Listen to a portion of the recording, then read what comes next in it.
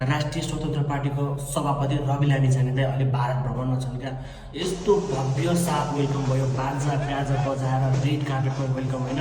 इन्डियाका ठुला ठुला नेता मन्त्रीहरूले वेलकम गरे, ठुला ठुला नेताहरूसँग बसेर कुराहरू गरे, छलफल गरे र आज नरेन्द्र मोदीलाई पनि भेटेर यस्तो शानदार तरिकाले चाहिँ टक्क होइन पार्टीको हेडेड मिलेर गफ गरिरहेछन् क्या।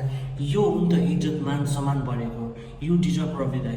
नेपालको ती पुराना नेताहरू जाने जिउ गर्ने, कहिले कसले कसलाई कसरी बोलायो, कसरी वेलकम गर्यो, अत्तो पत्तै नहुने, के कुरा गर्यो अत्तो पत्तै नहुने, इज्जतै नपाउने ती पुराना दलका नेताहरूलाई।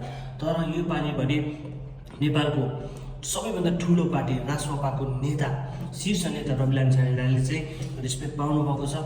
यो रेस्पेक्ट मात्रै नपाएर यो मिटिङमा धेरै इन्डिया र नेपालको सम्बन्धको बारेमा चाहिँ कुराहरू हुनेछ। नेपाल र इन्डियाको सम्बन्ध कसरी राम्रो हुन्छ, व्यापार कसरी राम्रो गर्न सकिन्छ, ती सीमाना क्षेत्रको कुराहरू कसरी सल्टाउन सकिन्छ, यो सबै विषयमा चाहिँ रवि लामिछानेले कुरा गरेर आउनुहुनेछ। All the best and congratulation दाइ, जय नेपाल।